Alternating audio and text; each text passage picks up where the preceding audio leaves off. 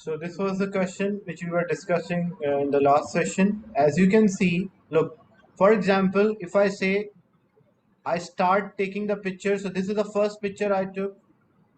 I took the picture from this point. So we took this as a first picture. So it means this is the time started. So it means at this point time is equals to 0. Okay. And then at this picture we stop. So the time interval is 2.47 seconds. The question is how many pictures are taken in 1 second. So how to work out number of pictures taken in 1 second. So you will not include this one because this is already taken. This is when time is equals to 0. After that, this is the first picture, then second, third, fourth, fifth, sixth, seven, and then this is the eighth picture taken till the time interval of 2.4 seconds. So if there are 8 pictures are taken with a time of 2.47 second, so in 1 second how many pictures are there? X cross multiply, so it will be 8 divided by 2.47, which is 3.2 pictures are taken per second. Is it clear? Because that's the first picture we took, so means the time started. Like if we say a timer is there or stopwatch, so this is the moment we start the timer. That's why we did not count 9 pictures, it is 8. Then the vertical height between the second and the 10th picture is 30 meter. Take measurement from the photograph, use them to show the horizontal distances between 12 and 15 meter. Record your measurement below. So basically actual size is 30 meter. For the vertical distance, the second picture to the 10th picture, this is actually 30 meter. But what we do, using a ruler, we'll measure. This is the actual size. We'll measure the figure size. So figure size, we'll use a ruler here, the scale. It can be any number.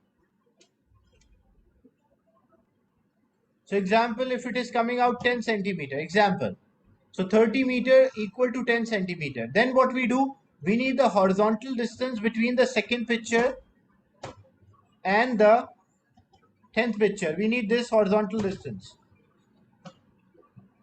So we'll do a measurement, like we'll measure, again I'm using a screen. So example, if this is 4 centimeter, so using a ruler, if this is 4 centimeter, then what will be the actual size? It will be X, because the scale won't change. Then we cross multiply. So it will be 30 multiplied by 4, which is equals to 120, and divided by 10. So 120 divided by 10, what we get? We get that as 12 meters. So this X will be equal to 12 meter in actual. Is it clear?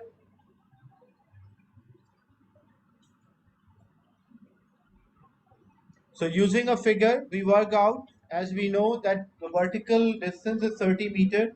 According to figure size, they mention already in the question that you have to use a figure to measure the distance. So that is coming out as example 10 centimeter. So the horizontal distance between the second and the 10th picture, if it is 4 centimeter, then in figure size, it will be equal to 12 meters. Is it clear, this part?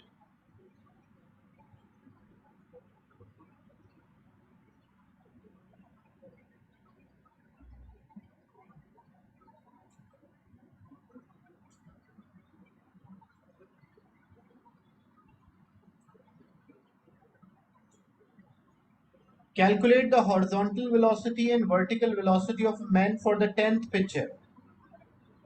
So we need horizontal and vertical velocity of the man for the 10th picture. So already we have, we know this vertical distance is 30 meter. and horizontal distance we calculated, that's 12 meter.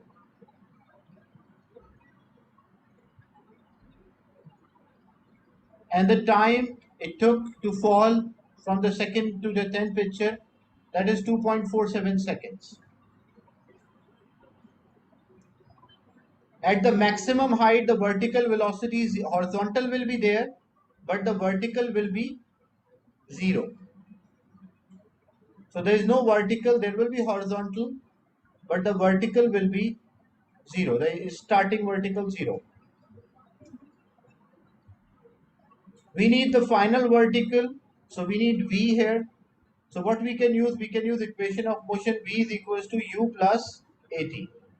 So V is the final vertical, initial vertical is 0, gravity is 9.8 multiplied by 2.47.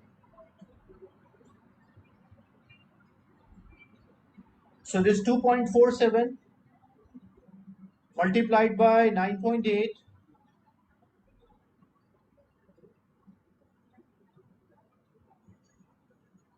so we will get 24.5 meter per second.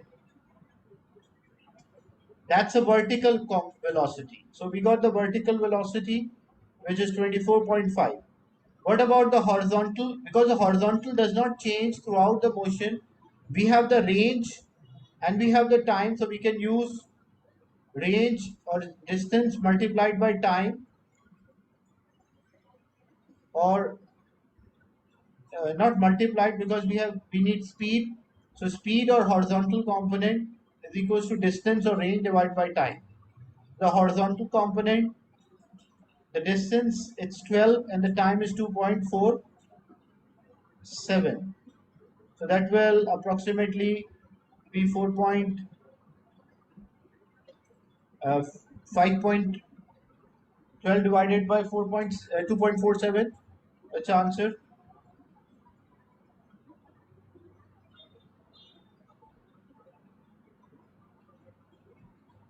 5.2 meter per second.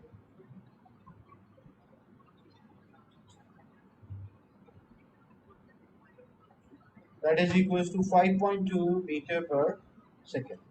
Is it clear how we work out the vertical component of the 10th picture and the horizontal component? And that horizontal will be same throughout, because the initial horizontal will be 5.2 and the final, because we assume there is no air resistance. In practical, there will be air resistance, but we assume there is no air resistance. And acceleration is due to gravity, which is constant.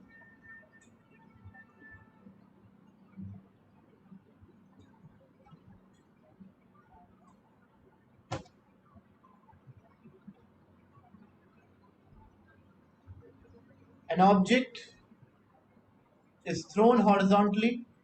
Which pair of displacement time graph correctly shows, this is a displacement time graph,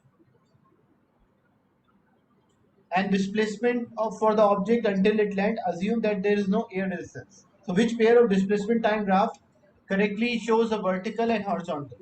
The horizontal component, there is no acceleration. So if there is no acceleration horizontally, there should be a constant speed.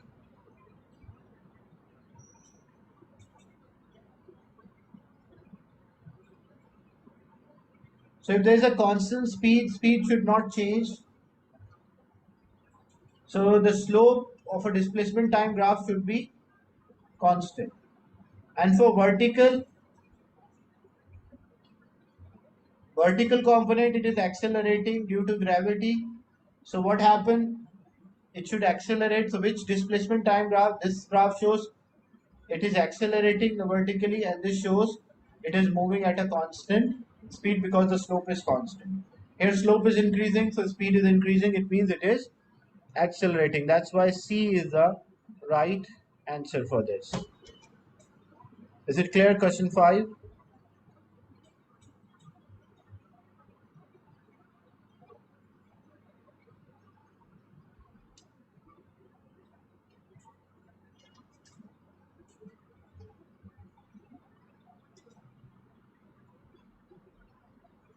A ball launcher fires a ball horizontally from the edge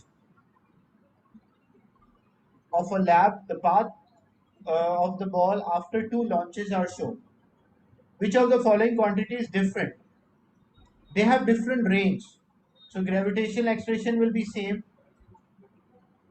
Time of the flight, because we know that even if I drop an object vertically down, this was object A, object B, and object C, they all will take the same time because they're vertically, they all have the same acceleration. So time of the flight, launching angle is already same, as you can see both are launched horizontally. Because they have different range, B travel more than A, so it means they have different initial velocity. Initial velocity of B is higher, that's why it will have a greater range as compared to that of A. So D will be the right answer for this question.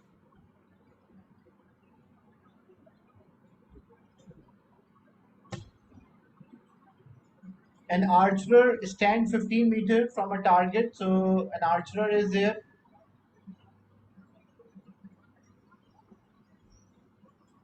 Standing 15 meters from the target. An arrow is fired horizontally. So arrow is fired horizontally with a speed of 36 meter per second. Show that the time on the diagram path. So how to sketch a path? So it will be a which launch horizontally.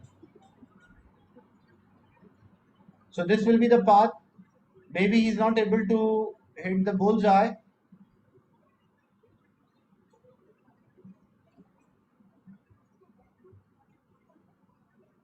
So this will be the trajectory or the path taken by this projectile. Show that the time taken by the arrow to reach the target is about 0.4 seconds. So we have the range and we have the initial speed, and this is the horizontal speed because horizontal vertically it is 0. The initial vertical is 0, horizontal speed is 36. So we have the formula speed is equals to distance over time. So time is equals to distance divided by speed. Distance is 15 and the speed is 36. So what is the answer when 15 divided by 36?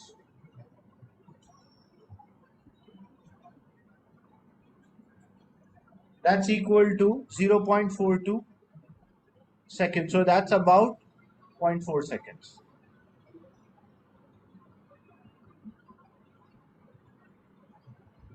So 0.416 seconds or 0.42 you can say.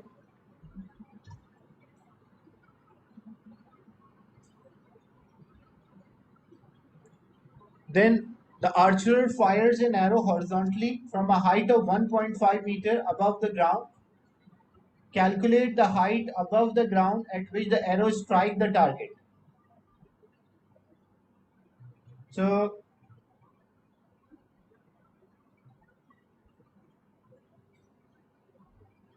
the archer is 1.5 meter. Is firing the arrow with a speed, horizontal speed of 36 meter per second, and the horizontal distance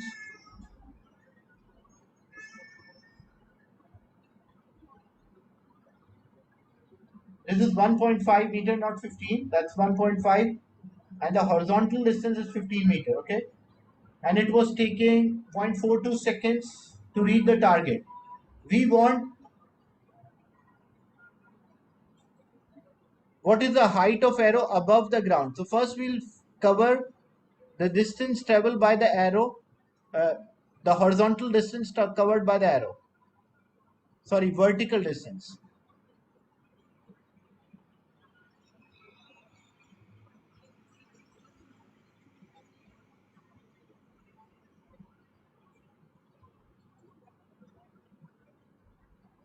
So what we do, example, if the arrow strike this point, so we want to find this height first,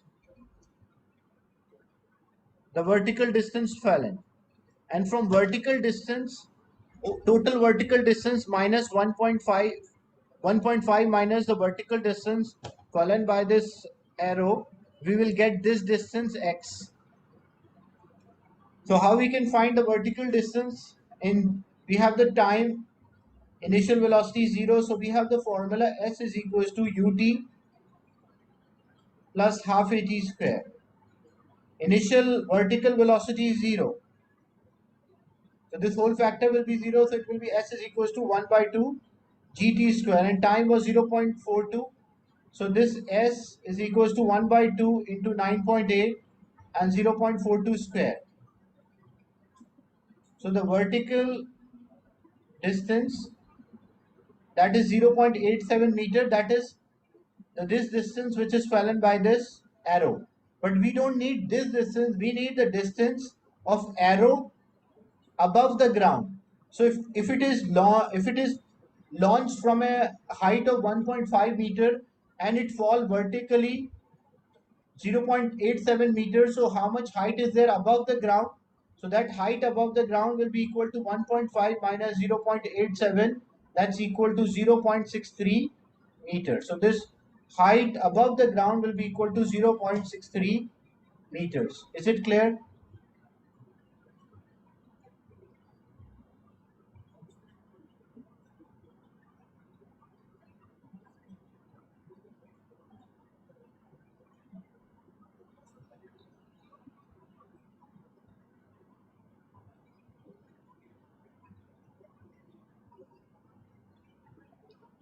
Explain how your answer to B1 would affect if the archer stood closer to the target. So if archer is closer to the target and he is launching from the same height,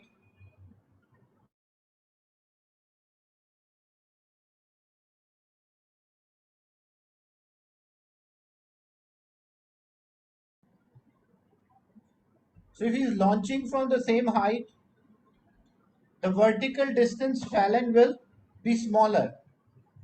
So if this was 1.5, the vertical distance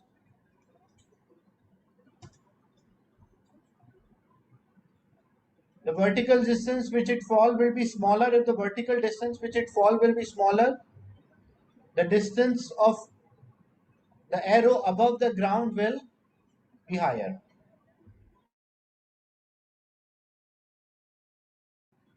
Is it clear? Because this value will decrease, so the value of x will increase, because 1.5 minus x is minus s is equals to x. So if the value of the s is decreasing, so value of x will increase. Is it clear, this part? That if the archer is standing closer, the vertical distance which the arrow will fall will decrease, so the height of the arrow above the ground will increase. The point where it hits the target, that will be higher as compared to the previous value.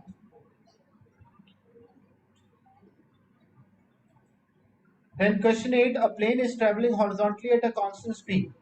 It releases the package. So what will happen when it releases? It cannot be A because there is a horizontal component for plane, so there should be a horizontal component for package as well. So it will move horizontally for some, and then it will have horizontal and vertical component both. Why not D? Because D is for long period it is traveling, but there is air resistance, so it will not continue. There is also a vertical component, that's why it will not continue the horizontal component only for a longer period of a time. That's why C is the right answer for this.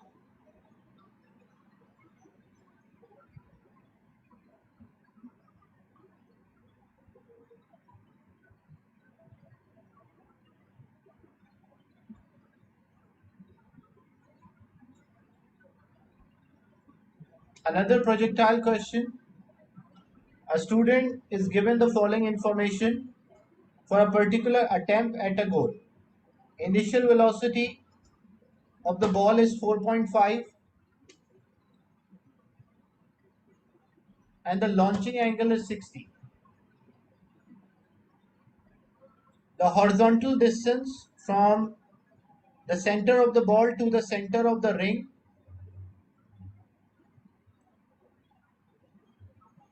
So there's a ring through which he is passing. The horizontal distance is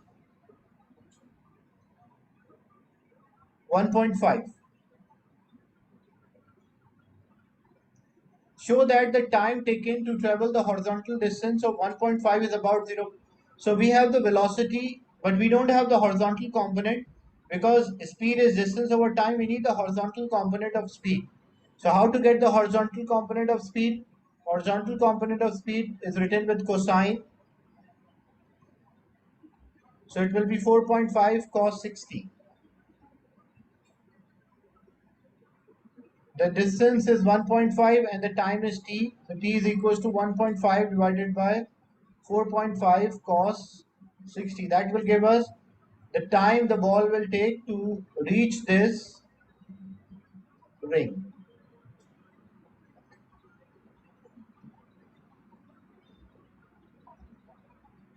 So it will be 0.67 seconds it will take to reach the ring.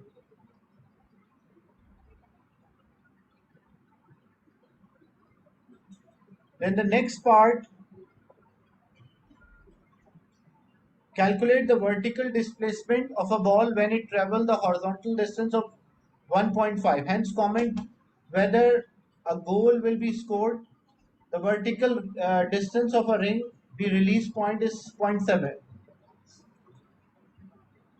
So vertical distance of a ring from the point of release is 0.7 meter. So we have the horizontal distance,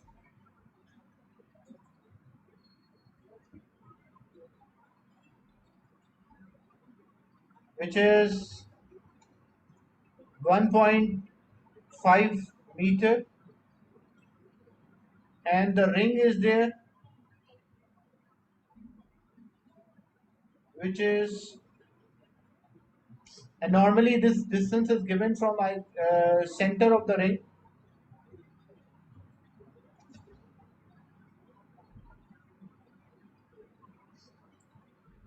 that is 0.7 meter, and a ball is launched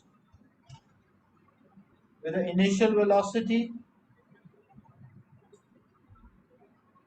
of 4.5 meter per second, which was making angle 60.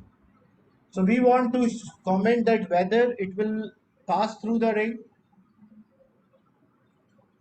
So how we can work out, basically we'll find that, and we already know when the time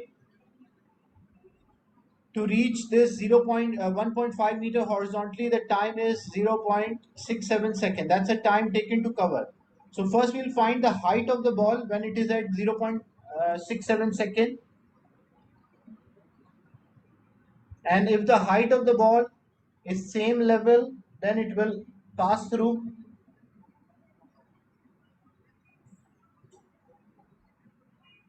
And to get the height, we need a vertical component.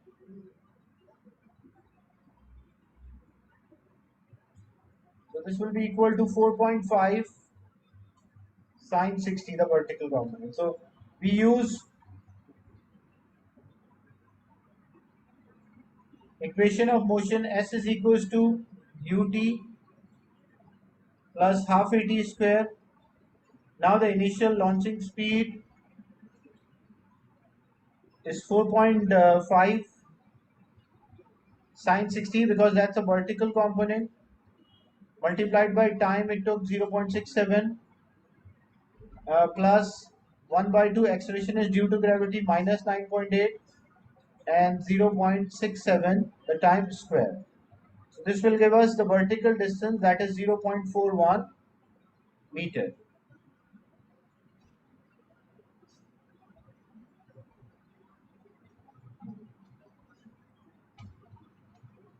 Or if we consider this as this distance was given,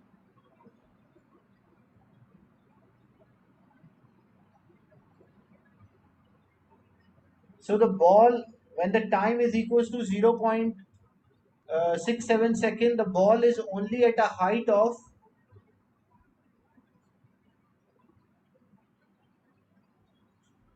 0.41 0.41 meters. So if it is at a height of 0.41 meters, does this ball crosses the ring or it will miss the ring? The ring is 0.7 meter above the position where we kick the ball or hit the ball. So because the ball is at a lower height and the ring is at the above height, so it means this ball will miss the ring. Is it clear?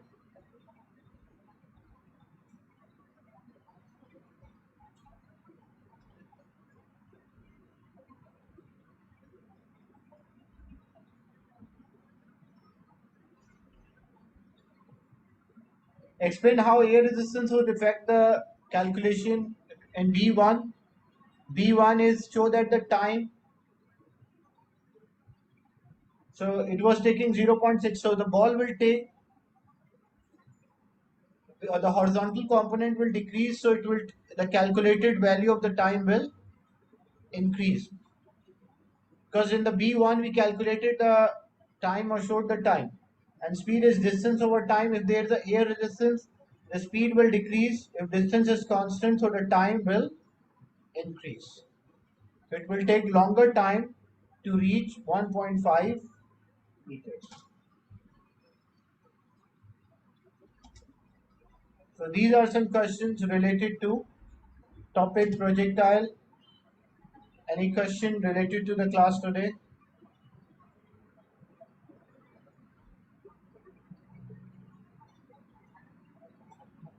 Any question or a doubt?